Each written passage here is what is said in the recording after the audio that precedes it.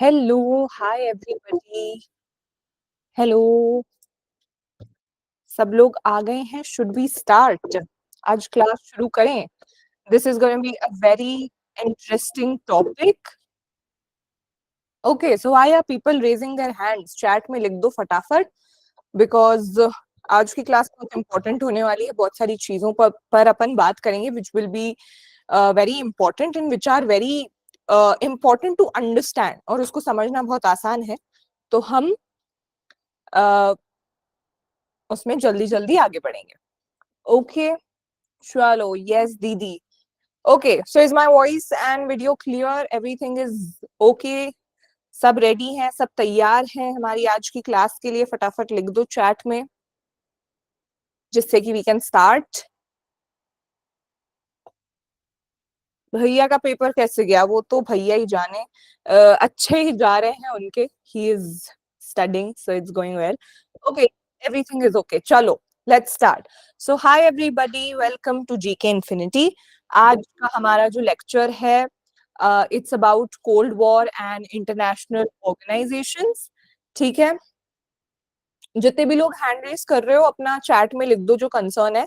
I will get to you. ठीक है, मैं आपके कंसर्न सुनूंगी। ठीक है, चलो। Okay, so today we will be doing our lecture on cold war and international organisations. ठीक है, कोल्ड वॉर के बारे में हम आज बात करेंगे। तो बहुत ही इंपॉर्टेंट ये टॉपिक होने वाला है और इस पे आज हम बात करेंगे। Okay, so today we are discussing, one second. Okay, one second guys.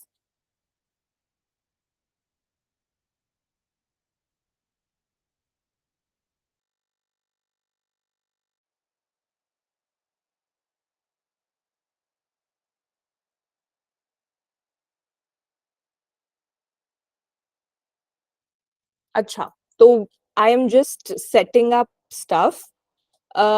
जिसको भी कंसर्न था, I saw some hands being raised, तो वो लिख दो क्या है चैट में, सो आई कैन, मैं आपकी बात सुन लेती हूँ। प्रीवियस क्लास वाला वीडियो आई विल आस्क प्रखर सर, वो फटाफट आ जाएगा यूट्यूब पर। मैम, मॉक क्वेश्चन हो जाते हैं पर पीवाईक्यू करते टाइम डर लगता है। ऐसे डर लगने वाली बात नहीं है। मतलब देखो, आप जितना ज्यादा प्रैक्टिस करोगे उतना ज्यादा आपका डर धीरे धीरे खत्म होगा। सो किसी भी चीज से कम डरने के लिए, किसी भी डर से लड़ने के लिए, you just have to do it. You just have to go through the pain. You just have to do it until it feels easy, until it feels कि अब मुझे डर नहीं लगता, and you are confident in it. तो किसी भी चीज में अगर डर लगे, just अपना strong mind रखो और सीधे सीधे बस वही करते जाओ जो, because see the thing is that people are not doing the hard work. जो difficult लगता है वो लोग करते नहीं है। ठीक है, तो अगर आपका mindset strong है, अगर आप सोचते हो कि yes I can do it, ये hard चीज है but I'll still manage to do it, so you will be much ahead of so many other people. Okay, so this is your first live class. तो अभी आप पूछ रहे हो कि इसके पहले कौन कौन सी क्लासेस हो गई हैं। अभी तक हमारी 5 क्लासेस ऑलरेडी हो चुकी हैं। We have covered economics. Economics हमने बहुत ही विस्तार से कवर किया है। एंड इंटरनेशनल ऑर्गेनाइजेशंस की भी 2 लेक्चर्स ऑलरेडी पहले हो चुके हैं। So this is the 6th lecture. All of it is available on YouTube. You can go check it over there, and वहां पे आप कमेंट करके नीचे अपना फीडबैक भी डालिए, जिससे कि मुझे पता चलेगा। ठीक है, yes, this is for ALET, but this is also important for CLAT as well, क्योंकि नॉलेज आपकी जो भी है वो हर जगह ही आती है। ठीक है, मतलब चलो दिल्ली बैच है, बट क्लैट के लिए भी this is equally helpful. Okay, चलो let's start. So today we will be discussing cold war. Cold war era की हम बात करेंगे। अब अगर आप सोच रहे हो कि कोल्ड वॉर एक्चुअली में है क्या, क्या मसले की जड़ है, ये किस, मतलब इसको बोला क्यों जाता है, क्या है ये सब। ठीक है, तो cold war is basically the war between USA and USSR. ठीक है, जैसा कि आप देख सकते हो, दोनों कंट्रीज के फ्लैग्स बने हुए हैं, ठीक है। यूएसए है ये अपना, और यहाँ पे अपना यूएसएसआर है। यूएसएसआर यानी union of Soviet socialist Republic, ठीक है। ये जो यूनियन था, ये जो एक ग्रुप था, ये 1991 तक एग्जिस्ट करता था, जो अब एग्जिस्ट नहीं करता है। इसको बहुत सारे लोग प्रेजेंट डे रशिया भी बोलते हैं, बट यूएसएसआर में रशिया के अलावा भी 15 अदर रिपब्लिक्स हुआ करते थे, ठीक है। तो USSR was comprised of Russia plus 15 other republics, ठीक है। और यूएसएसआर और जो यूएसए है अपना, वो तो अपना present day United states of America, Joe Biden उसका प्रेसिडेंट है, ठीक है। तो वो तो वैसा ही एग्जिस्ट करता है। तो कोल्ड वॉर एरा बेसिकली इन दोनों कंट्रीज के बीच की लड़ाई को बोला जाता है, ठीक है। अब देखो ये लड़ाई हुई कैसे थी। हम शुरुआत करते हैं end of world war two से, ठीक है। तो जो हमारा वर्ल्ड वॉर था वो 1939 से 1945 तक चला था। ये पीरियड था हमारा सेकेंड वर्ल्ड वॉर का, ठीक है। अब इसमें दो पावर्स थी, ठीक है। One was the allied forces and the other was the axis force, ठीक है। अब देखो एलाइड फोर्सेस में अपनी थी यूएस, अपनी थी यूएसएसआर, अपनी थी ब्रिटेन और फ्रांस, ठीक है। ये सारा किसका हिस्सा थी? अलाइड फोर्सेस का। अब जो एक्सिस फोर्सेस थी उसमें आ जाते थे अपने Germany, Italy and Japan, okay. तो ये दोनों हमारी फोर्सेस थी बेसिकली सेकेंड वर्ल्ड वॉर की, ठीक है। अब सेकेंड वर्ल्ड वॉर जब हुआ, सेकेंड वर्ल्ड वॉर में कौन जीता? सेकेंड वर्ल्ड वॉर में जीते अपने अलाइड फोर्सेस, ठीक है। अलाइड फोर्सेस का पार्ट देखो, यूएसए यूएसएसआर दोनों थे, दोनों एक ही टीम में थे, ठीक है। लेकिन अब जब वर्ल्ड वॉर वन खत्म हुआ, वर्ल्ड वॉर टू खत्म हुआ, और वर्ल्ड वॉर टू जब खत्म हुआ, आपको याद होगा हिरोशिमा नागासाकी में बड़ा न्यूक्लियर बॉम्ब का एक्सप्लोजन हुआ था। It was very massive, it was very, बहुत ही ह्यूमन रिसोर्स का बहुत सारा लॉस हुआ था, बहुत सारे लोगों की डेथ हुई थी, बहुत मैसिव लेवल पर डिस्ट्रक्शन हुआ था उस दौरान। और उसी के बाद यूनाइटेड नेशंस भी बना था, मैंने आपको प्रीवियस लेक्चर्स में भी बताया है। तो world war two ended on a very destructive note, ठीक है। और उसमें दो जो हमारी मेन कंट्रीज थी, यूएस और यूएसएसआर, वो दोनों सेम अपने साइड में थी, सेम अपने टीम में थी। लेकिन फिर हुआ क्या कि दोनों के बीच में लड़ाइयां शुरू हो गई आफ्टर 1945, ठीक है। तो ये इस साइड अपना यूएसए आ जाता है और इस साइड अपना बड़ा सा यूएसएसआर आ जाता है। देखो यूएसएसआर इतना बड़ा है और यूएसए भी इतना बड़ा है, ठीक है। तो ये दोनों फोर्सेस के बीच में फिर टक्कर शुरू हो जाती, क्योंकि after the world war two ended सिर्फ दो ही मेन बड़ी फोर्सेस बची हुई थी, एक थी यूएसए और एक थी यूएसएसआर, ठीक है। सो ये आपको बैकग्राउंड थोड़ा समझना होगा कि why did the cold war start, ये कोल्ड वॉर किस बला की नाम है, और कोल्ड वॉर का मतलब क्या होता है अगर हम उससे समझें तो cold war is not a hot war, यानी इट्स नॉट कि आप एक दूसरे के साथ लड़ रहे हो, आप एक दूसरे के ऊपर बॉम्ब फेंक रहे हो, आप एक दूसरे के ऊपर यू नो आप um, आप एक दूसरे के ऊपर बॉम्ब्स डाल रहे हो, डिस्ट्रक्शन हो रहा है, लड़ाइयां हो रही हैं, it's not that kind of war. Cold war is something which is a different kind of war, like एक एनिमिटी बनी हुई है, the rest of the world can also feel it, but ऐसी टोटल वॉर नहीं हो रही है, एक दूसरे से लड़ नहीं रहे हैं वो लोग, ठीक है। आइडियोलॉजी की वॉर है और भी बाकी रिसोर्सेज की वॉर है, बिकॉज अगर दुनिया में दो स्ट्रॉन्ग लोग जब होते हैं तो आपस में नहीं बनती है। मैंने आपको प्रीवियसली भी ये एग्जांपल दिया था पिछले लेक्चर में कि अगर क्लास में दो टॉपर बच्चे हैं, एक फर्स्ट आता है एक सेकंड आता है, तो उन दोनों के बीच में कहीं ना कहीं एक कॉम्पिटिशन, एक राइवलरी होती ही रहती है, ठीक है। कि because the second one wants to be the first and first one को ऐसा लगता है कि कहीं सेकंड वाला मेरी पोजीशन ना ले ले, सो it's like it's a rivalry between the two super powers, ठीक है। तो ये है कोल्ड वॉर का बैकग्राउंड, ठीक है। सब क्लियर है? ऑल क्लियर लिख दो, सो वील मूव ऑन फटाफट से to the next one. Okay, yes, YouTube पर पूरी वीडियो आएगी. ठीक है, ऑल क्लियर. चलो चलो, लेट्स मूव. सो ये था हमारा कॉन्टेक्स्ट कोल्ड वॉर का.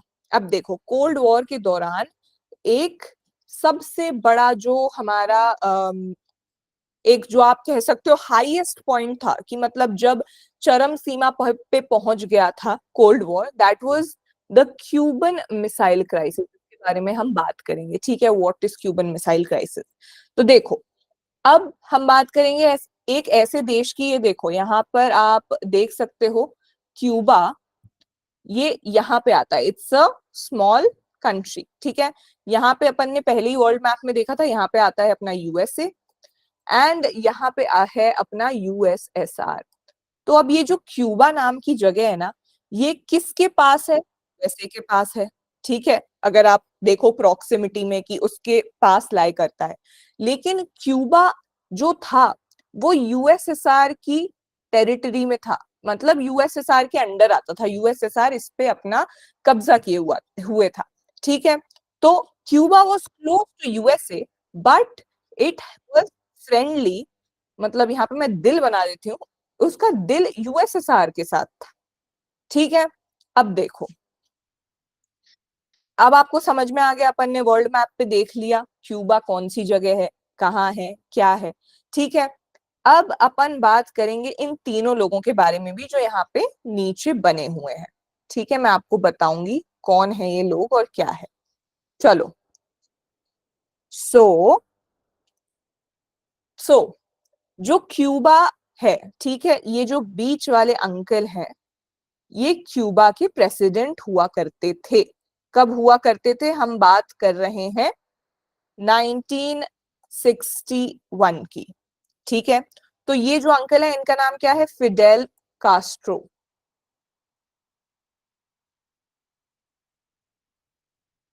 फिडेल कास्ट्रो, ये क्यूबा के प्रेसिडेंट हुआ करते थे. ठीक है, और ये, तो ये अपना क्यूबा इसके साथ फ्रेंडली रिलेशंस थे.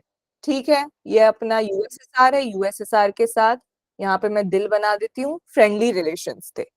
ठीक है, अब देखो, ये जो अंकल हैं ये रशिया के प्रेसिडेंट हुआ करते थे. He was Nikita Khrushchev.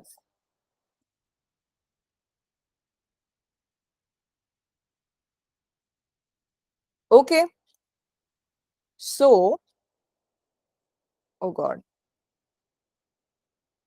Hmm, so he was Nikita Khrushchev. ठीक है, अब देखो हुआ क्या कि 1961 के दौरान ये रशिया वाले अंकल जो हैं, सॉरी रशिया नहीं, USSR, we will talk USSR. ठीक है, यूएसएसआर वाले जो अंकल हैं, इनको हुई टेंशन. इनको लगा कि क्यूबा यूएसए के पास में है. ठीक है, वहां पे मतलब उसके पास में लाया करता है, और यूएसए अपने आप में ही एक बड़ी सुपर पावर है. तो उसको ऐसा डर लगा कि यूएसए वाले क्या करेंगे, फिडेल कास्ट्रो को हटा देंगे, उसका पत्ता काट देंगे और क्यूबा के ऊपर अपना कब्जा खुद कर लेंगे. एंड यूएसएसआर ऐसा नहीं चाहता था कि यूएसए ऐसा करे. तो यूएसएसआर ने क्या किया 1962 में, फिर एक बड़ी चीज की. यूएसएसआर ने बोला कि अब मैं अपने सारी जो मेरी न्यूक्लियर मिसाइल है, ठीक है, वो सारी अब मैं क्यूबा में रखने लगता हूँ. ठीक है, तो मतलब उसने सारी जो उसके पास जितनी भी रिसोर्सेज थी, जितनी भी आर्मी थी, जितना भी डिफेंस था, वो सब उसने क्यूबा भेजना शुरू किया. ठीक है, शिप के माध्यम से. ठीक है, जैसे देखो यहाँ पे आप देख सकते हो, यहाँ से यूएसएसआर भेजने लगा क्यूबा पे, कि है ना, क्या कहते हैं, यहाँ से सारे न्यूक्लियर मिसाइल्स वगैरह सब आने लगे क्यूबा में. और इसने इतने सारे न्यूक्लियर मिसाइल्स भेजे थे, which doubled the number of USA में जितनी टेरिटरी थी. मतलब यूएसए में जितने भी मतलब नंबर ऑफ स्टेट्स हुआ करते थे, उनसे भी डबल नंबर की न्यूक्लियर मिसाइल यूएसएसआर ने भेज दी क्यूबा के पास. And why was it done? To show USA कि हमारे पास इतना पावर है, टू शो यूएसए कि हमारे पास इतनी सारी न्यूक्लियर मिसाइल्स हैं, हमारे पास इतनी सारी चीजें हैं. ठीक है, अब क्या हुआ, ये भेजते गए, इन्होंने क्यूबा को रशियन बेस बनाया, ठीक है, रशियन बेस बनाया गया क्यूबा को, ठीक है। अब यहां वाले अंकल को टेंशन होने लगी, यूएसए वाले को। 3 हफ्तों के बाद, लाइक 3 हफ्ते यानी 21 दिन तक, करीब 20-25 दिन तक यूएसए को पता ही नहीं था कि ये सब काम चल रहा है, ठीक है। यूएसए को पता ही नहीं था कि मेरे पास मेरे जो जस्ट बगल में जो कंट्री है, जो यूएसएसआर का हिस्सा है, वो यूएसएसआर ऐसी चीज कर रहा है जो मेरे लिए थ्रेट है। कल को वो इतने पास में मेरे ला रहे हैं सारे न्यूक्लियर मिसाइल्स, कहीं एक आध बम उन्होंने मेरे ऊपर फोड़ दिया तो फिर क्या होगा, ठीक है। तो यूएसए को चिंता होने लगी, ठीक है। तो यहाँ के जो प्रेसिडेंट थे, जॉन एफ कैनेडी, इनका भी आपने नाम सुना होगा, बहुत ही भयंकर लेवल से इनकी डेथ हुई थी। His head was completely exploded while he was in a car rally. So yes, तो जॉन एफ कैनेडी को अब गुस्सा नहीं, जॉन एफ कैनेडी को टेंशन हुई कि अरे अब ये कैसे होगा, ठीक है, मतलब अब मेरे पास वाली कंट्री के पास इतनी सारी चीजें आ रही हैं। तो जॉन एफ कैनेडी ने क्या कहा, जॉन एफ कैनेडी ने कहा कि यूएसएसआर जितनी भी शिप्स को भेज रहा है उसको रोकना शुरू करो, ठीक है। तो यहां से फिर यूएसए ने अपनी सारी शिप्स से, जो यहां से जैसे आ रही थी कुछ, ठीक है, तो यूएसए ने यहां से अपनी भेजनी शुरू करी और उनको वहीं पे रोकना शुरू किया, ठीक है। सो यहाँ पे उन्होंने रोकना उसको शुरू किया। उन्होंने बोला कि कोई भी कंट्री, कोई भी यूएसएसआर के शिप्स यहाँ तक नहीं आ पाएंगे, ठीक है। तो फिर यूएसएसआर को भी लगा कि मतलब यूएसए को अब समझ में आ गया है, यूएसए मेरी हरकत समझ रहा है। तो फिर यूएसएसआर ने भी धीरे धीरे अपने सारे जो बेस बनाया था, जो इतनी सारी न्यूक्लियर मिसाइल्स वहां पे रख दी थी, वो उसने वहां से कम करना शुरू करी। जो शिप्स ला रहा था, वो चीजें ला रहा था, उसको वापस भेज दिया, ठीक है। So this incident was the main incident of the Cold War, and इसको Cold War का मेन इंसिडेंट क्यों कहा जाता है, क्योंकि जब एक क्यूबन मिसाइल क्राइसिस हुई थी, उस दौरान पूरे कंट्री को ये डर था कि कहीं थर्ड वर्ल्ड वॉर का सिचुएशन ना आ जाए, ठीक है। जस्ट अभी अभी 1945 में हमारी सेकेंड वर्ल्ड वॉर खत्म हुई है, और थर्ड वर्ल्ड वॉर का सिचुएशन लग रहा था, क्योंकि दोनों ही कंट्रीज एकदम सुपर पावर हैं, और दोनों ही कंट्रीज के पास बहुत सारा पैसा है, दोनों ही कंट्रीज के पास बहुत सारे एटॉमिक बॉम्ब हैं, ये वो। तो दोनों को लगा कि यार कहीं थर्ड वर्ल्ड वॉर जैसा सिचुएशन ना बन जाए, ठीक है। तो ये डर था, लेकिन दोनों ही कंट्रीज की सूझबूझ थी, दोनों ही कंट्रीज को समझ में आया कि वॉर से कुछ नहीं होगा, वॉर से डिस्ट्रक्शन ही होता है। तो इसीलिए दोनों कंट्रीज के बीच में आपस में वॉर नहीं हुई, लेकिन कोल्ड वॉर चलती रही। कोल्ड वॉर यानी एक वो एनिमिटी चलती रही, ठीक है। Is this clear? इसमें कोई डाउट है तो पूछ लो आप।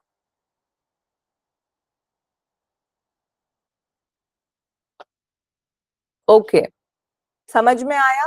क्यूबन मिसाइल क्राइसिस, कोई दिक्कत तो नहीं है? 1962 का ये है पूरा, ठीक है, जब यूएसएसआर ने अपने मिसाइल्स भेजना शुरू किए थे क्यूबा में, और फिर यूएसए ने लेके उसको रोका, ठीक है।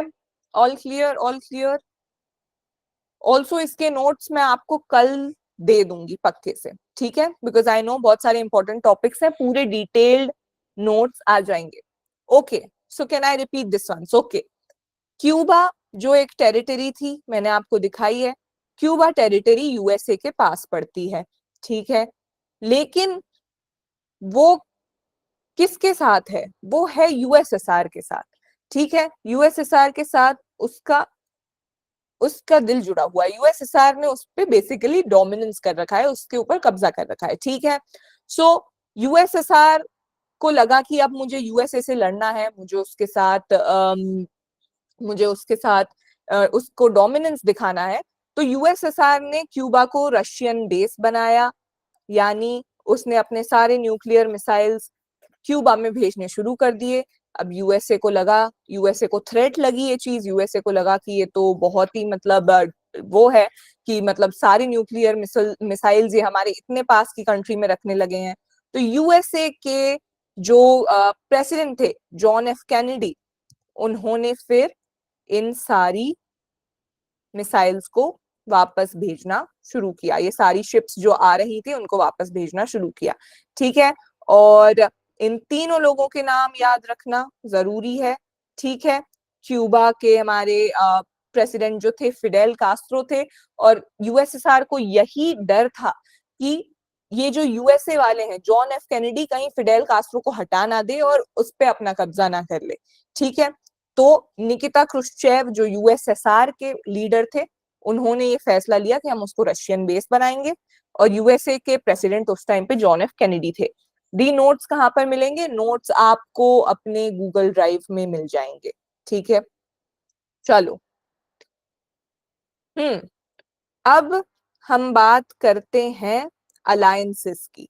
ठीक है, अब देखो, जब कोल्ड वॉर का एरा चल रहा था, दोनों ही कंट्रीज चाहती थी कि हमारे पास सबसे ज्यादा कंट्रीज हो।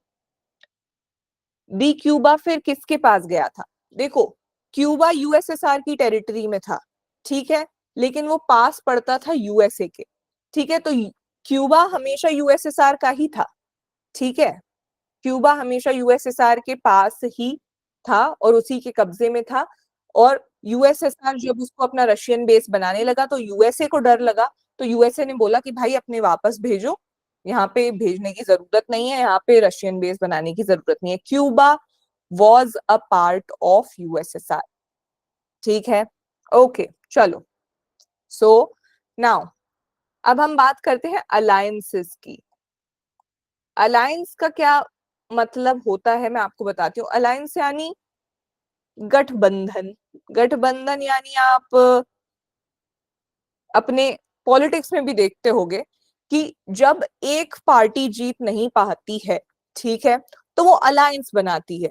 इंडिया अलायंस बना हुआ है, जो अभी हमारा ऑपोजिशन जो इतना हमारी कंट्री में इतना मेजर रोल मिला है, इतने मेजोरिटी ऑफ द पीपल जो अपने कंट्री में जीते हैं। अब ऑपोजिशन जो इतना भारी पड़ा है, जो मोदी जी 400 पार 400 पार बोलते रहे थे और 400 पार उनका पार नहीं हो पाया था, that was because the opposition was so strong. And why was the opposition so strong? Because it was an alliance. It was a group of so many parties together. इतनी सारी पार्टीज जब एक साथ थी तब जाके ऑपोजिशन स्ट्रांग हुआ। तो अलायंस का बेसिकली फंडा यही है। ठीक है, तो अब यूएसए और यूएसएसआर दोनों ने सोचा कि हमें अलायंसेस बनानी चाहिए। अलायंसेस यानी जो दुनिया की दूसरी कंट्रीज है। ठीक है, यूएसए और यूएसएसआर ने सोचा कि दुनिया में इतनी सारी कंट्रीज है, ठीक है, दुनिया की जो दूसरी कंट्रीज है उनके पास जाया जाए और उनसे बोला जाए कि आप हमारे दोस्त बनो, आप हमारे साथ रहो। ठीक है, ये वाली चीज यूएसए और यूएसएसआर ने सोची। ठीक है, नाउ व्हाट हैपेंड? तो सबसे मेन जो इनका गट था, ठीक है, जो सबसे मेन जो इनका मेन फोकस वाला एरिया था, आप यहाँ पे देख सकते हो, यूरोप था। ठीक है, तो यूरोप इनका मेन एरिया हुआ करता था। और यूरोप में भी देखो, ये यूरोप है जो डार्क ग्रीन से है, ठीक है, आपका कॉन्टिनेंट। यूरोप में भी जो आधा हिस्सा था, यानी this side was east and this side was west. ठीक है, तो ये जो वेस्ट वाला हिस्सा था, वेस्टर्न यूरोप जिसको आप बोलोगे, वो यूएसए के साथ था। और ईस्टर्न यूरोप, क्योंकि अगर मैंने आपको याद हो, मैंने मैप पे आपको पहले भी दिखाया था, यहाँ पे अपना पूरा यूएसएसआर था, तो eastern Europe was with USSR. ठीक है, तो यूरोप इनका मेन एरिया था, यूरोप इनका मेन सेंटर था, बिकॉज यूरोप में बहुत सारी कंट्रीज थी। And Europe as a continent also was of much importance, because वहां पे ट्रेड बहुत ज्यादा होता था, that was much more developed. तो इसीलिए यूरोप पे मेन इनका फोकस हुआ करता था अलायंस के लिए। ठीक है, तो ये ऐसे अलायंसेस बनाते थे यूएसए और यूएसएसआर। ठीक है, ये समझ में आया? देखो, ये सब मैं आपको इसीलिए पढ़ा रही हूँ क्योंकि इसके बाद जो हम चीजों की बात करेंगे, नेटो, याटो, सेंटो, वो आपको समझ में तभी आएंगी जब आपको ये बैकग्राउंड पता होगा। ठीक है, तो इसीलिए मैं आपको ये समझा रही हूँ, इसको एक कहानी जैसे समझो, ठीक है। विच गूगल ड्राइव, देखो आप लोगों ने बैच लिया होगा तो गूगल ड्राइव पे आपको एक्सेस मिल ही रहा होगा कंटेंट का। तो उसी गूगल ड्राइव में एक फोल्डर आपको चलो दिल्ली बैच के नोट्स का भी है। शुरुआती नोट्स इकोनॉमी के मैंने आपको दे रखे हैं। अभी मैंने आपको इंटरनेशनल ऑर्गेनाइजेशंस के इसीलिए नहीं दिए थे because I do not like to give like ऐसे आधे आधे नोट्स फ्रैगमेंट्स में। मैंने सोचा कि मैं एक बार 2-3 लेक्चर ले लूं, एक बार मैं आपको बल्क कंटेंट एक साथ पढ़ा लूं, फिर उसके बाद आपको ढेर सारे नोट्स दे दूं, जिससे कि जब आप पढ़ने बैठो तो यू हैव एक साथ एक जगह सारा अच्छे से बड़ा कंटेंट, ठीक है। Okay, is this clear? अभी तक जो भी मैंने बात करी, अभी तक हमने बात करी कोल्ड वॉर की, फिर हमने बात करी क्यूबन मिसाइल क्राइसिस की, ठीक है, हमने कोल्ड वॉर में वर्ल्ड वॉर 2 जब एंड हुआ था उसकी भी बात करी, और हमने अभी बात करी थी अलायंसेस की कि यूएसए और यूएसएसआर क्या करते थे, ठीक है। यस, जो मैं टीच कर रही हूँ वो फ्री है। यस, ये आपको यूट्यूब पे मिल जाएगा। आई am just talking about notes. ये समझ में आया कि नहीं अभी तक जो मैंने पढ़ाया? Is it clear? Any doubt? Yes, concept clear, understood. Okay, चलो now let's move on to the main part, ठीक है। अब हम बात करेंगे नेटो की। अब ये नेटो क्या है मैम, ये क्या ले आए हो आप? ठीक है, yes I can see NATO with 2 exclamation marks। Yes, we'll talk about NATO. Okay, so NATO basically North Atlantic Treaty Organization को बोला जाता है, ठीक है। ये क्या है चलो पढ़ते हैं। इसमें इतनी सारी कंट्रीज जिनके आप फ्लैग्स देख सकते हो, ठीक है। ये सारी कंट्रीज नेटो का हिस्सा है, ये इसका लोगो है, ठीक है। चलो, what is North Atlantic Treaty Organization, let's see. So NATO यानी नॉर्थ अटलांटिक ट्रीटी ऑर्गेनाइजेशन से है, ठीक है। इसका फुल फॉर्म भी आपको पता होना चाहिए अगर एग्जाम में कभी आ जाए तो। मतलब नॉर्थ है कि नॉर्थ ईस्ट है, अटलांटिक है कि एंटार्क्टिक है, क्या है मतलब, ठीक है। अमेरिकन है, नॉर्थ अमेरिकन ट्रीटी ऑर्गेनाइजेशन अगर उन्होंने लिख दिया, so no, it's North Atlantic Treaty organisation. Okay, so basically North Atlantic Treaty Organization क्या था?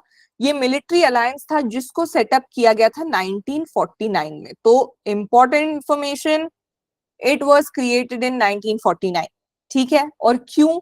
To provide collective security against the Soviet Union. तो अमेरिका ने एक ये ऑर्गेनाइजेशन बनाया 1949 में, और क्यों बनाया? जिससे कि सोवियत यूनियन से आपको सिक्योरिटी मिल सके, ठीक है।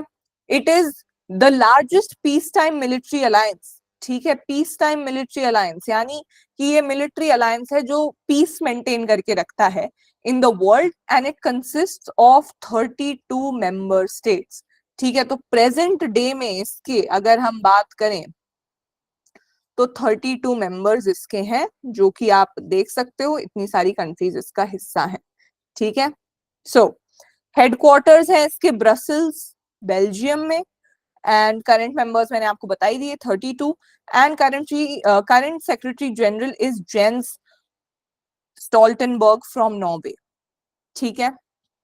सो ये नॉर्थ अटलांटिक ट्रीटी ऑर्गेनाइजेशन है, ठीक है। ये 1949 में बना था, प्रेजेंट डे में भी ये एग्जिस्ट करता है, इसको बंद नहीं किया गया, ठीक है। और इसमें अभी 32 मेंबर्स हैं, और इसका हेडक्वार्टर ब्रसल्स बेल्जियम में है, ठीक है। नाउ अब नॉर्थ अटलांटिक ट्रीटी ऑर्गेनाइजेशन का पर्पस क्या है, ये काम क्या करता है, ठीक है। So, under Article 5 of the North Atlantic Treaty, member states agree to defend each other against attacks by third parties. यानी जो ये ट्रीटी है इसके आर्टिकल 5 में ये बोला जाता है कि अगर एक कंट्री पे अटैक होता है, ठीक है, जैसे इसमें 32 कंट्रीज हैं, अब इन 32 कंट्रीज में से किसी एक भी कंट्री पे अगर अटैक होता है तो वो सारी कंट्रीज पे अटैक माना जाएगा। यानी अगर एक कंट्री पे अटैक होता है और वो थ्रेट है, तो ये सारी कंट्रीज अपनी आर्मी एक साथ ले आएंगी, अपना डिफेंस एक साथ ले आएंगी, और जो भी एनिमी पावर है उससे लड़ने में मदद करेंगी, ठीक है. So an attack on all is consider an attack on one is considered to be an attack on all. ठीक है, तो आर्टिकल 5 नॉर्थ अटलांटिक ट्रीटी का ये कहता है. ठीक है, दिस इज इंपॉर्टेंट, ये आपको पता होना चाहिए. और क्या काम है? Crisis management. वही कि अगर किसी एक कंट्री पे कोई क्राइसिस आ जाए, कोई एनिमी आ जाए, तो नेटो उसकी मदद करता है काम करने में. ठीक है. पार्टनरशिप. पार्टनरशिप यानी बहुत सारी चीजों में आपका पार्टनर बनेगा, बहुत सारी जो आपकी चीजें हैं, मतलब जैसे कुछ रिसोर्सेज हुई, उन सब में आपको हेल्प करने में मदद करता है. ठीक है. Cyber security. आजकल ये प्रेजेंट डे के भी मैं आपको फंक्शंस बता रही हूँ. साइबर सिक्योरिटी, अभी जैसे हमने देखा पेजर अटैक्स चल रहे हैं लेबनान में. ठीक है. सो साइबर सिक्योरिटी एक बहुत बड़ा थ्रेट है बहुत सारी कंट्रीज में. ठीक है. तो साइबर सिक्योरिटी के लिए भी मदद करता है ये. Missile defence. जो आपकी मिसाइल्स हैं, कोई आप पे मिसाइल ना डाल दे, और या फिर जो आपका मिसाइल फॉर्मेशन है, मतलब आप नई मिसाइल्स बनानी है, नई चीजें एक्वायर करनी है, नए आर्म्स एक्वायर करने हैं, इसमें भी North Atlantic Treaty Organization NATO आपकी मदद करता है. ठीक है. Maritime security. ठीक है. मैरीटाइम सिक्योरिटी यानी वही कि मतलब ये आपको सिक्योरिटी प्रोवाइड करता है सारी चीजों से. ठीक है. कोई भी आपके थ्रेट्स होते हैं उससे आपको प्रोटेक्ट करता है. ठीक है. जो आपके बॉर्डर्स हैं, जो आपके कोस्टल बॉर्डर्स हैं, उन सब पे भी सिक्योरिटी प्रोवाइड करता है. ठीक है. Now one more thing. अगर मैं आपको बहुत ही इम्पोर्टेंट, एक इम्पोर्टेंट नहीं, एक फन फैक्ट आपको बताऊं कि नाटू नाटू को I guess golden globe award मिला था अभी रिसेंटली. ठीक है. It was like the most, और was it Oscar? I think was it was Oscar, right? Naatu Naatu को ऑस्कर मिला था ना? हाँ, ओके. सो नाटू नाटू को ऑस्कर मिला था. यस. सो नाटू नाटू को ऑस्कर क्यों मिला था? So one of the reasons why people were saying is कि उसमें बार बार Naatu Naatu Naatu Naatu was being repeated, and Oscar being an organisation which is American, which is western focus, जो अमेरिका की है. अमेरिका पूरे विश्व में, पूरे वर्ल्ड में ये आइडिया फैलाना चाहती है कि NATO NATO NATO NATO is the biggest organisation, सबसे बड़ी. तो इसीलिए उसने इंडिया के उस सॉन्ग को अवार्ड दिया. ठीक है. So and it was really being circulated, and कहीं ना कहीं आप उस चीज को सही भी मान सकते हो, बिकॉज देखो, इंडिया में बहुत सारे अच्छे अच्छे गाने बने हैं, बहुत सारे अच्छे अच्छे यू नो डायरेक्टर्स हैं, बहुत सारे अच्छे गाने हैं, बहुत सारे अच्छे लिरिक्स हैं. उसमें तो कुछ लिरिक्स भी नहीं थे ऐसे. It was just Naatu Naatu being repeated 1,000 times over. But people were saying that may be it was because कि यूएसए है जो ऑस्कर्स कराती है, और यूएसए की ऑर्गेनाइजेशन है, एंड यूएसए वांटेड कि नाटू नाटू पूरे दुनिया जहान में चले, so that's why they awarded Oscar to that song. Okay. So yeah, a crazy fact, but this was about NATO. Okay. तो ऑल्सो एक और चीज, एक और इम्पोर्टेंट फैक्ट मैं आपको बता दूं. नेटो की जो समिट है, ठीक है, यानी नेटो के लोग जो मेंबर्स हैं, 32 मेंबर्स, वो कब मिलते हैं? तो ऐसी कोई एनुअल समिट नहीं होती है, ऐसी नहीं होती कि 3 साल में एक बार मिलेंगे या 4 साल में, ऐसा कुछ फिक्स्ड नहीं है. नेटो की समिट तब होती है जब उनको नीड लगती है. ठीक है. जब उनको लगता है कि we haven't met since a long time and there are some issues जिसको जरूरत है बात करने की, तब होती है. अगर हम बात करें अगली कब होगी, अगली की डेट आ गई है. ठीक है. तो जून 24 26 2025 में अगली नीटो की समिट होने वाली है, and it will be in Hague, Netherlands. अगर किसी को याद है कि ये जगह कहाँ आई थी पहले वाले लेक्चर्स में, तो लिखो फटाफट. आई विल, मैं क्या दूं यार, अगर ऐसे क्लास में सामने होते तो मैं सामने से एक चॉकलेट देती. वाओ, ICJ, वेरी गुड यार, very good. I am so proud of everybody. Yes yes Himani, yes Chandresh, yes Om, Liza, Tanmay, Himani, Sairaj, Om, Fareen. Wow यार guys, you are so smart, very good. I am so proud to see कि आप लोगों को पुराने lectures का भी याद है. Very good. तो हेग नीदरलैंड्स में नेक्स्ट हमारी नेटो की समिट होगी. ठीक है, तो ये आप याद रख लेना। तो बेसिकली नेटो यूएसए का अलायंस था जो कि उसने बनाया था, जिससे कि यूएसएसआर से उसको प्रोटेक्शन मिल सके। Okay, is this clear? कोई डाउट तो नहीं है आपको? ये समझ में आया नेटो जो हमने बात करी? Clear clear, okay. ऑल्सो आप लोग सोचोगे कि यार ये छोटी कंट्रीज जो हैं ये बड़ी कंट्रीज के साथ आखिर जुड़ती ही क्यों है? ठीक है, ये चले जाते हैं यूएसए और यूएसएसआर वाले बोलते हैं हमारे साथ जुड़ जाओ, तो ये क्यों जुड़ती हैं? तो दो तीन इसके रीजन होते हैं जो मैं आपको बता देती हूँ। सबसे पहला रीजन तो ये है कि इनको प्रोटेक्शन मिलता है, ठीक है, बड़ी कंट्री से। यानी कोई बड़ी कंट्री है, ठीक है, तो उनसे आपको प्रोटेक्शन मिलेगा। ठीक है, कोई भी बड़ी पावर आप पे कभी भी फाइट नहीं करेगी या कुछ नहीं करेगी, बिकॉज उनको पता होगा कि अच्छा आपको यूएसए से सपोर्ट है, तो प्रोटेक्शन मिलता है एक। दूसरा, वेपन्स मिलते हैं आपको। यानी बहुत सारी छोटी छोटी जो कंट्री होती है उनके पास खुद के आर्म्स ही नहीं है, खुद की आर्मी नहीं है, वेपन्स नहीं है, ये वो। अब भाई बड़ी बड़ी यूएसए जैसी कंट्रीज है, उनके पास तो कितने हजारों गुना कितने सारे वेपन्स हैं, न्यूक्लियर असिस्टेंस है, यस चंद्रेश, कितने सारे वेपन्स हैं, न्यूक्लियर असिस्टेंस है, कितनी सारी चीजें हैं। ठीक है, तो ये सारी चीजें भी बड़ी कंट्रीज छोटी कंट्रीज को प्रोवाइड करती। ठीक है, इसके साथ ही इकोनॉमिक सपोर्ट भी मिलता है। जब आपके खुद के देश पे कोई संकट आता है, मतलब ये वैसी बात है कि अगर आपका कोई बड़ा भाई है जो आप सेम स्कूल में पढ़ते हो, और अगर आपकी लड़ाई हो जाती है किसी से, तो आपका बड़ा भाई आपको बचाने आता है ना, कि अरे मैं इससे बड़ा हूँ 5 साल, तू दूर रहे, मेरा मेरा छोटे भाई से दूर रहे। So it's basically that. ठीक है, कि मतलब अगर यूएसए का हिस्सा, यूएसए के साथ कोई छोटी कंट्री जुड़ी हुई है जिसका खुद का कुछ वो नहीं है, वो डर जाए, तो यूएसए आएगा बचाने के लिए, यूएसए बनेगा बड़ा भाई और यूएसए बोलेगा कि भैया मैं हूं इसके साथ, दूर हटो यहाँ से। तो ये वाली चीज करते हैं। ठीक है, बड़े भाई वाला रोल जो आता है वो ये सुपर पावर्स करती हैं। और ये बड़े भाई का रोल सारी छोटी छोटी कंट्रीज को अच्छा लगता है, सारी छोटी छोटी कंट्रीज को जरूरत होती है कि आप हमारे बड़े भैया बनो, आप हमें प्रोटेक्ट करो। ठीक है, बिकॉज आप तो इतने बड़े हो, आपकी शरण में हम रह लेंगे। ठीक है, इट्स दैट। यूएसए बैक है सबका। यस, प्रखर सर ऐसे आपको कभी बचाते थे क्या?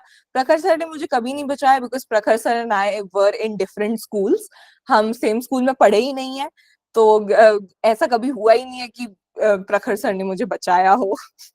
And I was not the kind of kid who would fight with people. ठीक है, ओके। दी 2026 बैच कब लॉन्च करेंगे भैया? वो तो आपको भैया ही बताएंगे यार, देखते हैं, let's see. Okay,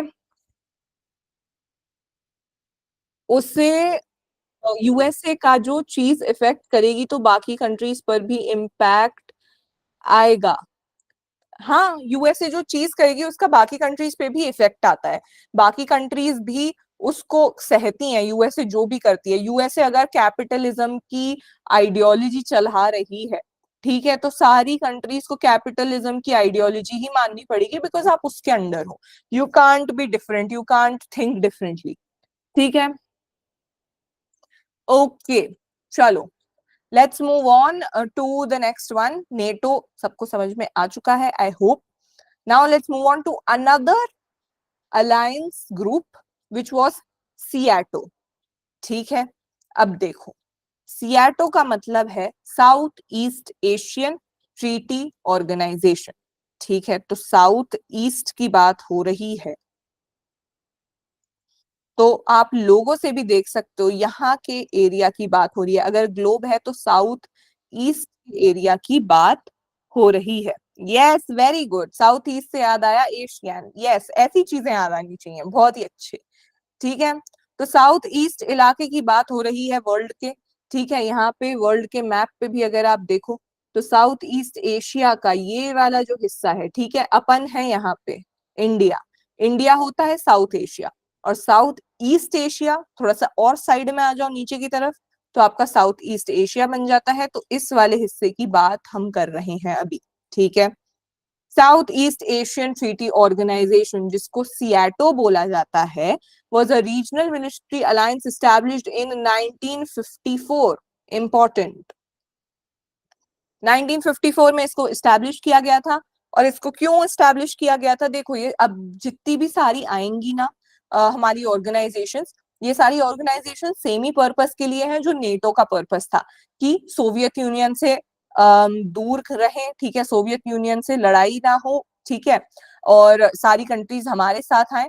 it's just that अब जितनी भी मैं ऑर्गेनाइजेशन की बात कर रही हूँ वो एरिया स्पेसिफिक है, ठीक है। नेटो जो थी वो हमारा नॉर्थ अमेरिका एरिया और यूरोप की बात कर रहा था, यहाँ ऊपर वाले यूरोप, वेस्ट यूरोप की बात कर रहा था, ठीक है।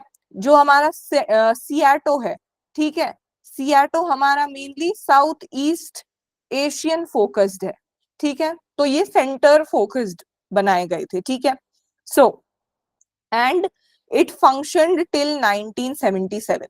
तो ये no longer exist, this no longer exist, SEATO जो है वो अब एग्जिस्ट नहीं करता है, ठीक है। इसका हेडक्वार्टर बैंकॉक थाईलैंड में हुआ करता था, और इसके टोटल 8 मेंबर्स हुआ करते थे, ठीक है। कौन कौन से, Australia, France, New Zealand, Pakistan was also a member, you see, the Philippines, Thailand, United Kingdom and the United States, ठीक है। यूनाइटेड स्टेट्स तो सबका ही हिस्सा रहेगा क्योंकि उसी की ऑर्गेनाइजेशन है ये, ठीक है। तो टोटल 8 मेंबर हुआ करते थे सियाटो में, ठीक है।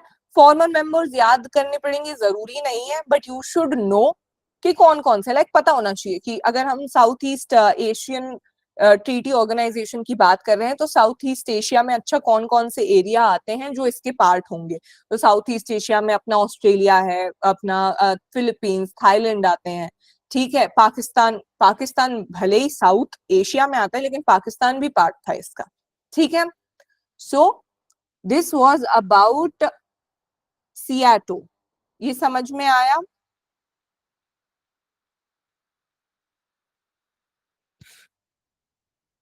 ओके। अब South East Asian Treaty Organisation में और क्या है, सियाटो डिक्लाइन बिगैन इन 1960s, ठीक है। हमने बात करी कि 1977 तक ये था, उसके बाद इसको बंद कर दिया गया था, ठीक है। तो क्यों बंद हुआ, कैसे डिसॉल्व हुआ, इट वाज क्योंकि जियोपॉलिटिकल कंडीशंस चेंज हो रही थी और डोमेस्टिक इश्यूज पर फोकस बढ़ गया था, यानी अब सारी कंट्रीज अपना अपना अपनी अपनी चीजें कर रही थी, सबके अपने अपने इश्यूज थे, and they no longer felt the need कि ऐसी कोई ऑर्गेनाइजेशन होनी चाहिए, ठीक है। तो it was officially dissolved in 1977 because the members no longer found it to be relevant, वही कि लोगों को लगा नहीं कि कोई जरूरत है अब ऐसी ऑर्गेनाइजेशन की, ठीक है।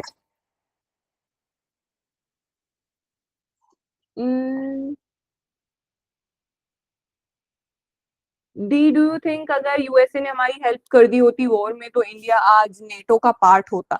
देखो इंडिया ने कभी खुद ही हेल्प नहीं ली, यूएसए ने बहुत बार ऑफर किया इंडिया को कि आप हमारे साथ आ जाओ, आप हमारा पार्ट बन जाओ, बट इंडिया कभी भी दोनों अलायंस में से किसी का पार्ट नहीं बना। अगर आपने पहली वाली क्लास देखी हो तो नॉन अलाइंड मूवमेंट की मैंने बात करी थी, नैम की बात करी थी, जिसमें इंडिया ने ये कहा था कि हम दोनों ही साइड नहीं होना चाहते, ये जो तुम्हारी लड़ाई चल रही है ये तुम अपने तक रखो, हमें नहीं हिस्सा बनना भैया, हमें नहीं आपके लड़ाई झगड़े के बीच में पड़ना है, ठीक है। तो India was like, India never took anybody's help ऐसे, ठीक है। अब ऐसे अगर बांग्लादेश वॉर की बात करें 1971 में, तो उस दौरान yes India did take the help of USSR, and USSR ने बहुत मदद करी थी इंडिया की, but that was also because कि पाकिस्तान की मदद यूएसए कर रहा था, और अगर इंडिया किसी और की मदद लेता ही नहीं तो फिर ऑब्वियसली इंडिया का मास डिस्ट्रक्शन हो जाता, ठीक है। Marshall plan, Kiran I will let you know about this थोड़ा पढ़ के, ठीक है। 1960 वॉर के बाद इंडिया की मदद करने की कोशिश कर रहा था यूएसए, हाँ, यूएसए ने बहुत बार कोशिश करी, यूएसए ने बहुत बार बोला कि मेरा पार्ट बन जाओ, मेरे साथ आ जाओ, ये वो, but India was always determined कि नहीं, हमें किसी का पार्ट नहीं बनना है, बिकॉज इंडिया को पता था कि 1947 में कितनी मेहनत मशक्कत के बाद हमने भैया ब्रिटिशर्स को भगाया है, कितना वो हमारे ऊपर राज करते थे और कैसे हमने उनको भगाया है कितनी मेहनत के साथ। So India was always scared of the fact कि अगर वो किसी का हिस्सा बन गया तो कहीं वो भी फिर हम पे रूल ना करने लगे। तो इंडिया वाज ऑलवेज कि हम अपना इंडिपेंडेंस चाहते हैं, हम अपनी चीज चाहते हैं, हमें जो करना है हम वैसे करेंगे, हमें किसी की सुननी नहीं है। ठीक है, जैसे जब बच्चे अपने 12th क्लास के बाद कॉलेजेस में चले जाते हैं, you know, they move out of their houses, they find new freedom जो उन्हें अपने होम टाउन में नहीं मिलता था, जो उन्हें अपने पापा मम्मी के साथ नहीं मिलता था, और वो उनको लगता था, तो फिर वो ऐसे सोचते हैं कि अब हमें अपनी इंडिपेंडेंट जिंदगी जीनी है। ठीक है, तो it was kind of like that, India was always कि अरे हम दबे रहे अपने ब्रिटिशर्स के नीचे, नाउ इतने जन्मों के बाद हमें इंडिपेंडेंस मिली है, so now is the time that we want to live how we want to, और हमें वो करना है जो करना है। ठीक है, स्मिता आप क्या कह रही हो यूरोप का? चलो मुझे बाद में बताना। ओके चलो, let's move on to the next one. एक और हमारी ऑर्गेनाइजेशन है दोस्तों, जो कि है सेंटो। ठीक है, ये हमारी एक और इंपॉर्टेंट ऑर्गेनाइजेशन है, ये इसका लोगो है। Now let's see what it is. तो CENTO is central treaty organisation. ठीक है, सेंटो सेंट्रल ट्रीटी ऑर्गेनाइजेशन है, और इसको कब बनाया गया था? इसको 1955 में बनाया गया था, और 5 कंट्रीज ने इसको बनाया था। कौन कौन सी थी? Iran, Iraq, Pakistan, Turkey and the United kingdom. ठीक है, तो इन 5 कंट्रीज ने इसको बनाया था। और ये देखो, ये अपने इन, अगर अपन वर्ल्ड के मैप पे देखें तो ये जो अपना मिडिल ईस्ट वाला एरिया आता है, जो हमारा सेंट्रल एशिया वाला हिस्सा आता है, ठीक है, देखो ये बड़ा सा हमारा एशिया है, ठीक है, और ये सेंट्रल एशिया वाला हिस्सा है। ठीक है, तो ये जो हिस्सा आता है, ठीक है, आ, ये सेंटो का पार्ट है। ठीक है, तो it was design to counter the perceived threat posed by the Soviet Union and its allies. ठीक है, तो मैंने आपको पहले भी बोला था कि ये सारी ऑर्गेनाइजेशंस बेसिकली उसी के लिए बनी थी कि हम रशिया से लड़ें। ठीक है, और Russia, sorry not Russia guys, हम यूएसएसआर से लड़ें, और यूएसएसआर से जो, मतलब यूएसए के साथ हमारी टेरिटरी रहे, मतलब यूएसए चाहता था कि मेरे साथ ज्यादा से ज्यादा कंट्रीज आए। ठीक है, सो इसका हेडक्वार्टर अपना अंकारा टर्की में था। Now CENTO also does not exist.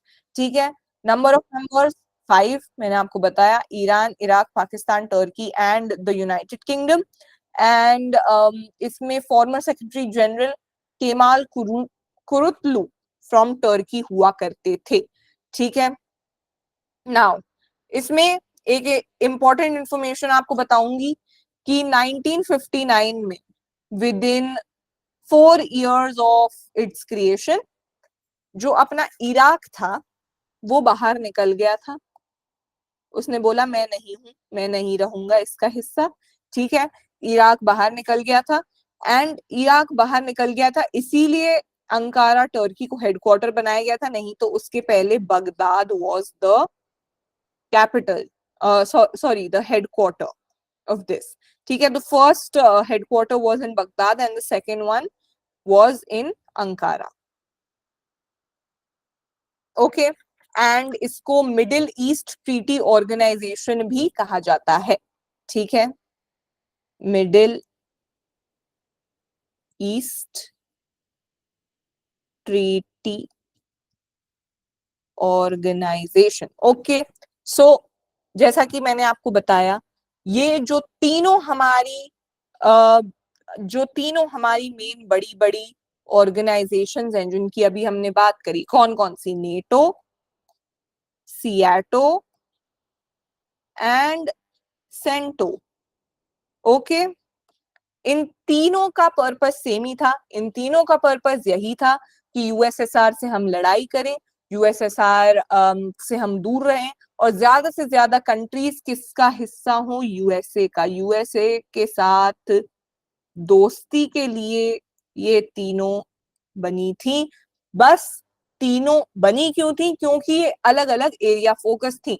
NATO की बात करें तो नेटो यहाँ पे अपना नॉर्थ अमेरिका साइड था और यूरोप साइड था। और अगर अपन सियाटो की बात करें, साउथ ईस्ट एशियन, तो वो अपना इस साइड था। और अभी अपन ने पढ़ा सेंटो, वो यहाँ था। So these were basically divided on the regions, ठीक है।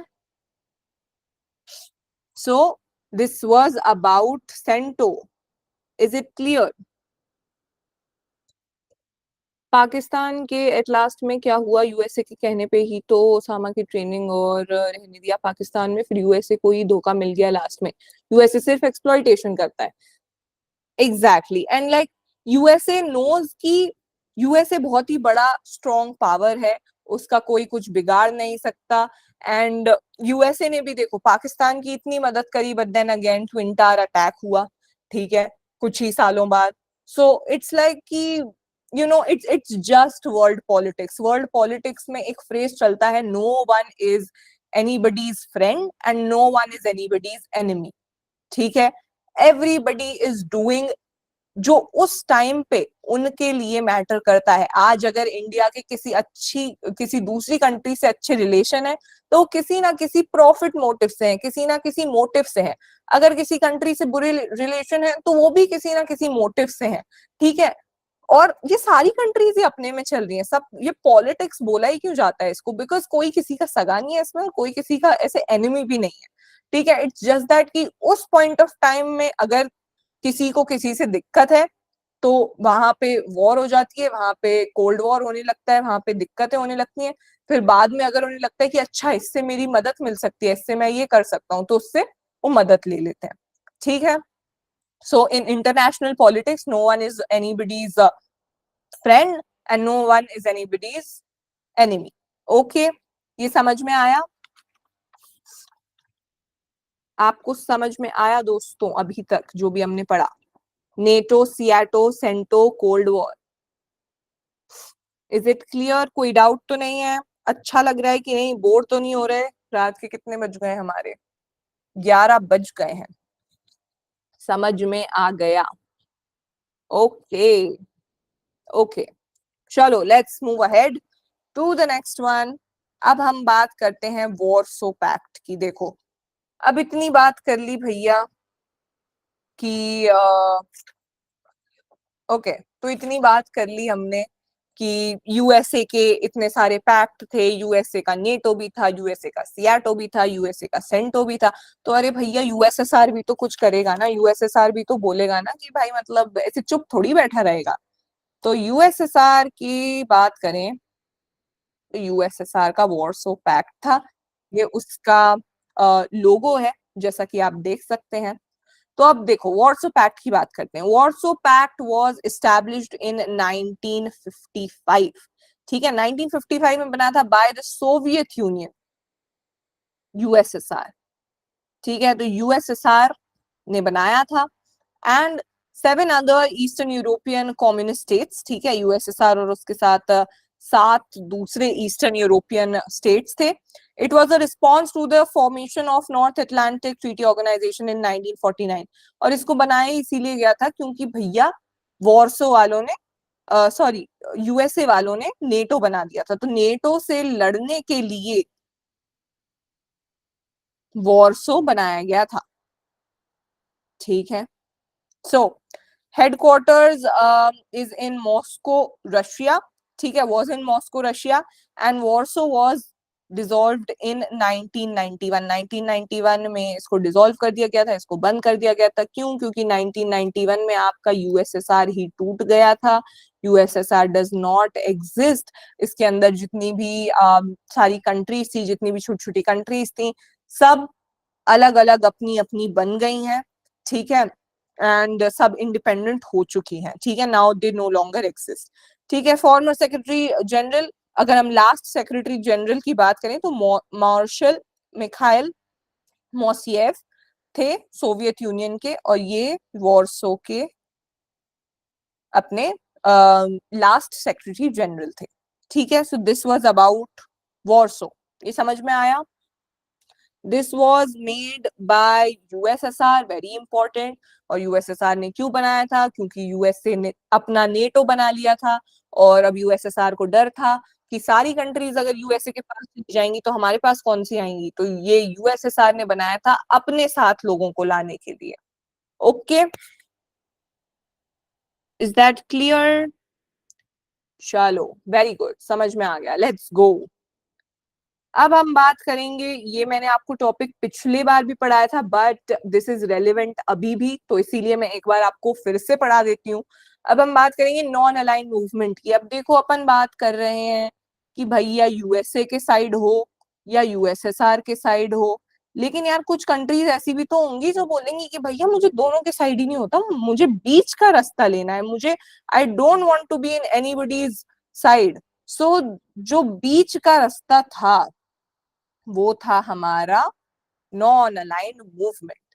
ठीक है, ये yes, third world countries, yes Kiran, the third world countries. तो नॉन अलाइंड मूवमेंट क्या था? Let's see. नैम इसको बोला जाता है, ठीक है, शॉर्ट फॉर्म में नॉन अलाइंड मूवमेंट को। It is a group of countries that are not formally aligned with either the United States और द सोवियत यूनियन। मतलब इन लोगों ने बोला कि भैया we don't want to be with the United States and we don't also want to be with the Soviet Union, हमें अपना खुद से रहने दो। जरूरी है क्या कि मतलब उनकी लड़ाई चल रही है तो दूसरी कंट्रीज भी उसका हिस्सा बने? No, it's not important. ठीक है, so it was founded in 1961 in Belgrade, Yugoslavia. 1961 में बनी थी बेलग्रेड में, और 5 लोगों ने, 5 लीडर्स ने इसको बनाया था। ठीक है, जैसे कि आप देख सकते हो ये 5 लीडर्स हैं, उनकी फोटोज है। कौन कौन से लीडर्स थे? Let's see. Joseph Broz Tito Yugoslavia के थे। Gamal Abdel Nasser was from Egypt. Jawaharlal Nehru was from India. Sukarno from Indonesia and Kwame Nkrumah from Ghana. तो 5 हमारी कंट्री के लोग थे जिन्होंने नैप को बनाया था। कौन कौन सी three? Yugoslavia, Egypt, India, Indonesia and Ghana. Okay, ये एक्रोनिम से आप याद रख लो, यीग। ओके, सो ये नॉन अलाइन मूवमेंट था। नॉन अलाइन मूवमेंट का कहना ये था कि भैया, जैसे कि आप इस फोटो से देख सकते हो कि जैसे अगर यहाँ पे यूएस है और अगर यहाँ पे यूएसएसआर है, तो हमें किसी का भी पार्ट नहीं होना है, we want to be in the middle seat. ठीक है, और नॉन अलाइन मूवमेंट का मतलब ये नहीं था कि ये लोग न्यूट्रल थे, ठीक है, या इन लोग को बाहर जो चीजें हो रही हैं आइसोलेटेड थे। ऐसा नहीं था कि ये मतलब बाकी सारी चीजों से इनको कुछ फर्क नहीं पड़ता। Non aligned movement was just कि हमें सारी चीजों से फर्क फर्क पड़ता है, आप जो भी कर रहे हो हम आपके साथ हैं, लेकिन हमें अपना खुद का हिस्सा बनना है, हमें आपके नीचे नहीं दबना है, हमें आपका डोमिनेंस नहीं चाहिए। ठीक है, so now NAM has evolved and expanded its membership. NAM भी अभी एग्जिस्ट करता है। It consist of 120 member states, 17 observer countries and 10 observer organisations. ठीक है, करंट नैम का चेयर जो है वो युगांडा के पास है। ठीक है, युगांडा के पास इसका अभी चेयरमैनशिप है, एंड ये पीस, डिसआर्ममेंट और इकोनॉमिक डेवलपमेंट के लिए काम करता है। ठीक है, यही कि ये पीस के लिए काम करता है, डिसआर्ममेंट यानी वही कि कुछ लड़ाई वगैरह ना हो, सब पीसफुली रहें। ठीक है, और इकोनॉमिक डेवलपमेंट की इसके साथ जितनी भी सारी कंट्रीज हैं वो एक साथ डेवलप होके रहें, एक साथ अच्छे से रहें। ठीक है, इज दैट क्लियर? आप लोगों को समझ में आया जो हमारा नॉन अलाइन मूवमेंट का फंडा है? Is that clear? Okay, now अब मैं लास्ट में आपको फटाफट से दो एक चीजें और बता देती हूँ। ठीक है, तो देखो, जो हमारा कोल्ड वॉर एरा था उस दौरान कुछ ऐसी न्यूक्लियर मिसाइल की ट्रीटीज भी साइन की गई थी। ठीक है, आपस में, कि मतलब आपस में लड़ाई ना हो। ठीक है, तो उसमें से जो सबसे पहली थी वो एक थी limited test ban treaty. Okay, इसको LTBT भी कहा जाता है, ठीक है। और इसमें ये था कि इसमें न्यूक्लियर टेस्ट को बैन किया गया था फ्रॉम ऑल एटमॉस्फेयर, ठीक है। ना आप न्यूक्लियर टेस्ट कहीं बाहर कर सकते हो, ना आप आउटर स्पेस में कर सकते हो, और ना ही आप अंडर वाटर कर सकते हो, ठीक है। तो ये लिमिटेड टेस्ट बैन ट्रीटी में हुआ था, और ये ट्रीटी बेसिकली यूएस, यूएसएसआर और यूके ने साइन की थी, ठीक है। तो एक ये ट्रीटी थी, ठीक है। नॉट एनटीबीटी, इट्स एलटीबीटी, ठीक है। So limited test ban treaty, इसके दौरान न्यूक्लियर टेस्ट को बैन किया गया था from atmosphere, outer space and under water. और जो एक और हमारी थी, जो सेकंड जिसकी अब मैं बात करूंगी, that was nuclear non proliferation treaty. ये चिंता मत करना, सारे आपके उसमें आएंगे, नोट्स में, नोट्स में सब आपको मिल जाएंगे। मैं आपको अभी टच करा रही हूँ, ठीक है। तो इसमें ये कहा गया था कि ओनली न्यूक्लियर वेपन जो स्टेट्स हैं, यानी जिनके पास न्यूक्लियर वेपन्स हैं, और ऐसी 5 कंट्रीज हैं, सिर्फ वो ही न्यूक्लियर वेपन्स रख सकती हैं और चला सकती हैं। और बाकी बाकी जो है, बाकी कंट्रीज को स्टॉप किया जाएगा, बाकी कंट्रीज इसका नहीं हिस्सा होंगी, ठीक है। और जो इसको साइन किया था वो US, USSR, Britain, France and China ने ये साइन किया था। और कहा गया था कि सिर्फ ऐसी 5 ही कंट्रीज होती हैं जिनके पास मतलब राइट है कि वो न्यूक्लियर वेपन्स रख सके और उनको चला सके, and it was signed in Washington. Hmm. दीदी लेकिन इंडिया ने किया था पाकिस्तान में, तो क्या वो मेंबर नहीं था? ओके, क्या किया था पोखरन में? नो, या India was not a member of this. India ने ये साइन नहीं किया था, इसीलिए पोखरन में इंडिया टेस्ट कर पाया था 1971 में पोखरन 1, एंड 1998 में पोखरन 2, ठीक है। यस, यस, इसी के बाद हुआ था पोखरन टेस्ट। इंडिया ने साइन नहीं किया था, इसीलिए India was able to you know India was able to test it. देखो, मैंने आपको बताया लिमिटेड टेस्ट बैन ट्रीटी में अपने यूएस, यूएसएसआर, यूके थे। यू से याद रखना, सारे जितने भी यू थे वो इसका पार्ट थे।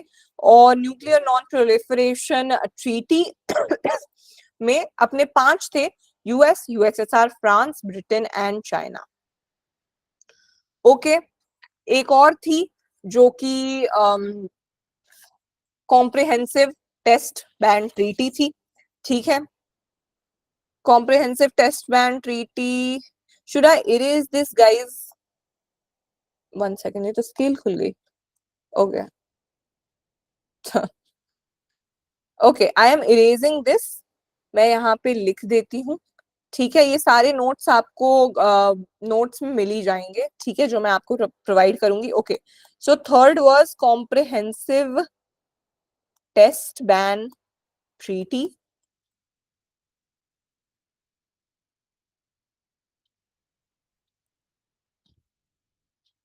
जिसको CTBT भी बुलाया जाता है, ठीक है। और इसमें क्या था, इसमें भी यही था कि this prohibits all nuclear explosions, ठीक है। मतलब जो भी आपके टेस्ट होते हैं न्यूक्लियर एक्सप्लोजन के, इसको ये बंद करता है। और इसको, इसकी साइनिंग की शुरुआत 1996 से कर दी गई थी, और एट प्रेजेंट 183 कंट्रीज ने इसको साइन भी किया है, and India has also sign this, ठीक है। इंडिया ने अपना पोखरण 1, पोखरण 2 कर लिया था। दीदी तो सेकंड वाले में मैंडेट था कि सिर्फ ये 5 ही मेंबर न्यूक्लियर टेस्ट कर सकते हैं, तब भी इंडिया ने किया। हाँ, यही साइन किया था कि सिर्फ ये 5 ही जो हैं, हमें हमारे पास ही न्यूक्लियर वेपन्स हो सकते हैं और हम ही इसका यूज कर सकते हैं, ठीक है। But India, yes, India is not a member. Is it not a member? Let me see, I will just check. So ये बेसिकली मैंने आपको ये सारी बताई हैं, ठीक है। Okay, so India has not signed it, yes, India has not signed this, ठीक है। तो 1996 में कॉम्प्रिहेंसिव टेस्ट बैन ट्रीटी भी आई थी और 183 मेंबर कंट्रीज ने इसको अभी तक साइन कर दिया है। ये 3 मैंने ट्रीटीज आपको इसीलिए भी पढ़ाई बिकॉज ये कोल्ड वॉर से रिलेटेड थी, और कोल्ड वॉर में क्योंकि न्यूक्लियर वेपन्स की बहुत सारी बात हुई थी, न्यूक्लियर आर्म्स की बहुत सारी बात हुई थी, तो इसीलिए we have also talked about this. One second. Okay, so that was it for the lecture. Mm, yes, Himani, India ने साइन नहीं किया, but India was always is always working on the policy of never acting first. India ने हमेशा ये कहा है कि हम कभी भी सामने से किसी कंट्री पे जाके न्यूक्लियर वेपन नहीं फेंकेंगे, हम कभी भी वॉर को बढ़ावा नहीं देंगे। But India has taken a policy of you know non tolerance, की हम नॉन टॉलरेंस पॉलिसी पे चलते हैं, कि अगर हम ऐसे भी नहीं है कि अगर किसी ने हम पे हम पे अगर सामने से अगर कुछ किया, ठीक है, तो हम उसका रिटेलिएट नहीं करेंगे, ऐसा नहीं बोलता है, ठीक है। इंडिया बोलता है कि मतलब अगर आपने किया तो ठीक है भैया, फिर हम भी करेंगे। टिट फॉर टैट वाली पॉलिसी से इंडिया चलता है। इंडिया वो गांधी जी की वो वाली पॉलिसी से नहीं चलता कि अगर किसी ने एक चांटा मारा तो आप दूसरा भी गाल आगे कर दो। इंडिया बोलता है ठीक है, आपने एक चांटा मारा, I will also give you one more चांटा, ठीक है। सो वही वाली चीज है, no first use policy, yes, no first use policy. India would never initiate it, India has a non tolerance policy, it would never initiated, वो कभी भी उसको टॉलरेट नहीं करेगा। लेकिन अगर किसी सामने वाली कंट्री ने इंडिया पे वॉर किया या कुछ भी अटैक किया तो यस, यस, मैं नोट्स बहुत जल्दी प्रोवाइड करूंगी कल रात तक, मोस्ट प्रोबेबली 1-2 दिन में आपको पक्के से आ जाएंगे। इतने सारे ऑर्गेनाइजेशन के फॉर्मेशन डेट नहीं याद हो रहे। देखो, कोई भी डेट्स याद करने का सबसे बढ़िया तरीका है, आप जहां भी पढ़ते हो, जहां भी आपकी स्टडी टेबल लगी हुई है, बस उसके सामने चिपका दो। Just you don't even have to like revise it every single day, बस जहां बैठते हो उसके सामने चिपका दो। I being a history and political science student, मैंने कैसे रटे हैं, मतलब मैं ऐसे हर रोज बैठ के पढ़ती नहीं रहती थी। आई न्यू इट कि भैया इतने सारे मेरे ईयर्स हैं, इतनी सारी चीजें हैं, इसको मैं कैसे पढ़ूंगी, कैसे याद करूंगी। बट आई जस्ट मैंने सारी एक पेपर पे लिखी, अपने स्टडी टेबल के सामने रख दिया, एंड नो टाइम मुझे याद हो गए, मेरे दिमाग में आने लगे ईयर्स। तो कुछ भी हो, ईयर्स वगैरह ये सब आप अपने मुंह के सामने लगा के रखोगे तो आपको याद हो ही जाएंगे। You don't even have to worry about it. Okay, so that was it for the class, guys. I hope you had fun. आपने भी ह्यूमैनिटीज रखी थी? Yes, मेरी ह्यूमैनिटीज थी, guys, and I had such a great time studying it. I really enjoyed studying it. Okay, guys, so that was it for the lecture. I hope आपको अच्छा लगा हो, and